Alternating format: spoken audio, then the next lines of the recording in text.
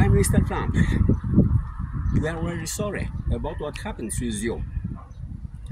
But in any case, we support you in election campaign and wish the good health for you. Why? Because it's necessary not only for United States but for America and Latvia as well. If you want to know the truth, don't listen to the special forces.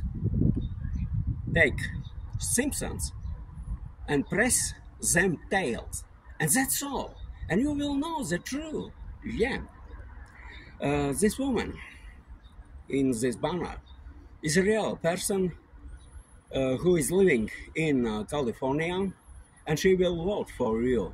And her friends will vote for you too, because she said that Trump is a real president for United States and useful president.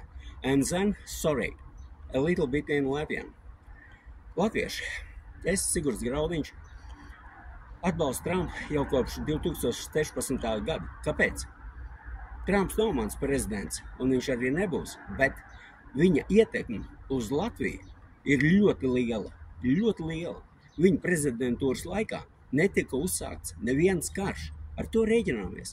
Un viņš pateica, tikai muļķis nedraudzējās ar Krieviju. Ja viņam šīs vēlēšanas nebūtu nozagušas, tad arī karu Ukrainā šis te konflikts arī nebūtu noticis.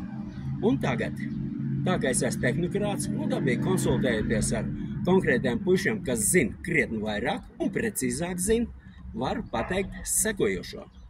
Trump, ja tu gribi patiesību, tad ņem un iespied durīs asti Simpsoniem, jo viņi zināja, zina un zinās, kas būs uz priekšu 100 gadus.